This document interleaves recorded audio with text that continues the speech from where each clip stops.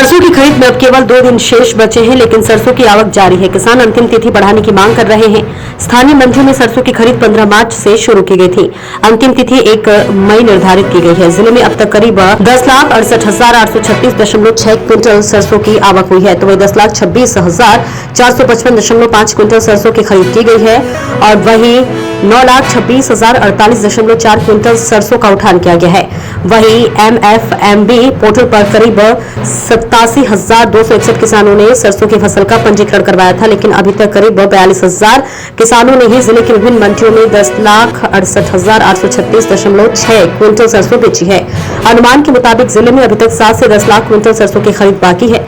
इस कारण अगर सरसों की खरीद को आगे नहीं बढ़ाया जाता है तो क्षेत्र में कई किसान बेचने से वंचित रह सकते हैं। स्थानीय किसानों ने सरकार से अंतिम तिथि को बढ़ाने की मांग की है। सरसों के 393 और गेहूं के 14.19 करोड़ रुपए का भुगतान किया गया है।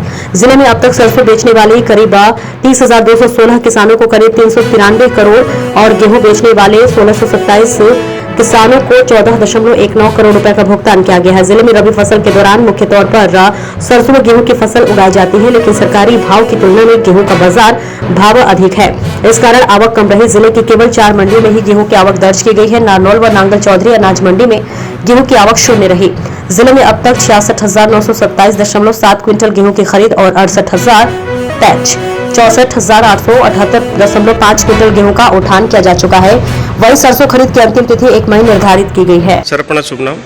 मेरा अनुज यादव, मंडी सुपरवाइजर, मार्केट कमेटी महेंद्रगढ़। जिस प्रकार से सरकार सरसों की गेहूं खरीद रही है, गेहूं और सरसों की लगातार खरीद जारी है, उसको लेकर 1 मई लास्ट निर्धारित की गई थी। उसके बाद कोई शेड्यूल आया है क्या आगे खरीद होगी या नहीं? नहीं सर, अभी तक सरकार द्वारा कोई आगे बढ़ाने का कोई निर्देश प्राप्त नहीं हुए हैं। तो किसानों से मेरी अपील है कि 1 मई से पहले अपना सरसों मंडी में ले आएँ। उसके बाद अगर आदेश नहीं प्राप्त होते तो परेशानी का सामना करना पड़ेगा उनको। तो कोशिश करें कि 1 से पहले ले आएँ। आगे का कोई भी शेड्यूल जारी होगा तो हम उसके बारे में जानकारी उपलब्ध कराएं।